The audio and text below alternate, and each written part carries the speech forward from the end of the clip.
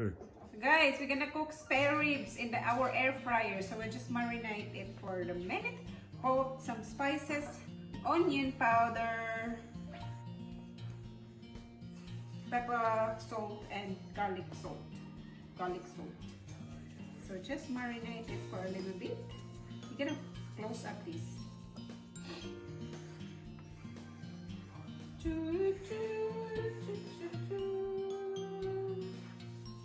Just marinate. Oh, can smell that. Actually, there's no sugar. So just put some garlic powder. Onion powder, and then a little bit of salt.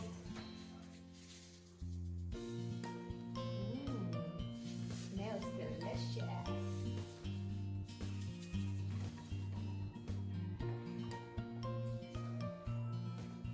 Okay, close up ready for a YouTube.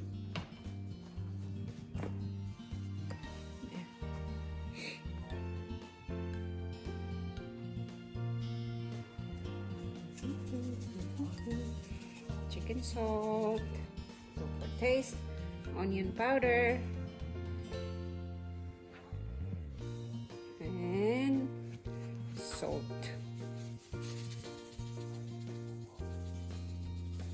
That's it.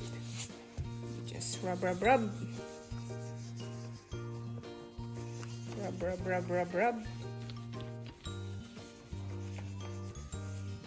I'm not gonna marinate it for it now. The sun's still up.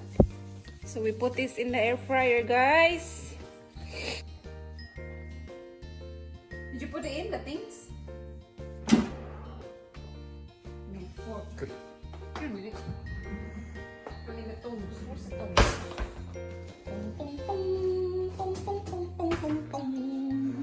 You gotta hold it up. See?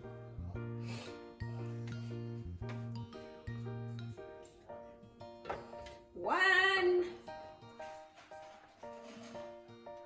two,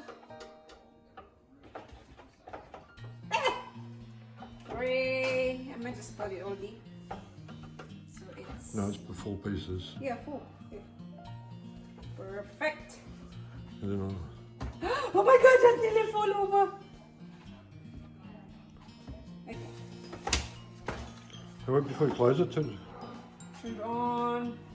yeah. Nardo. Mate.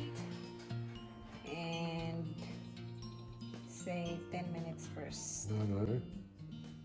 Ready? Close. I lost it. You want to do it? So we put it on 10 minutes first, guys, and then we check in 10 minutes again. Oh, that's 9 minutes, doesn't matter.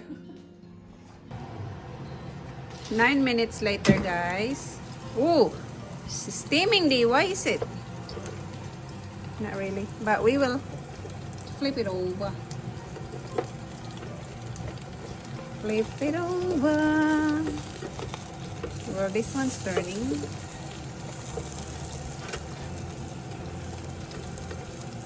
It's probably because I put spices. 1 minute. Out of the way. I'm gonna put this little one on the side. Lampasing bahok. There we are. Alright, we'll put it another 10 minutes.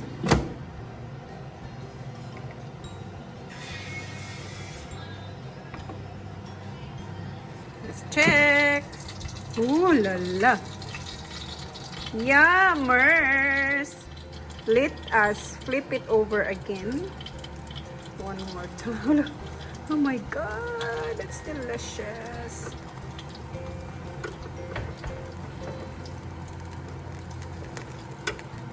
Maybe for another 10 minutes.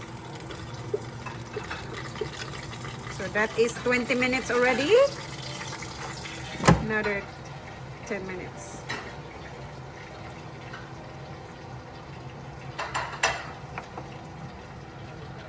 It's ready. Pork chop, spare ribs. So there, look at that.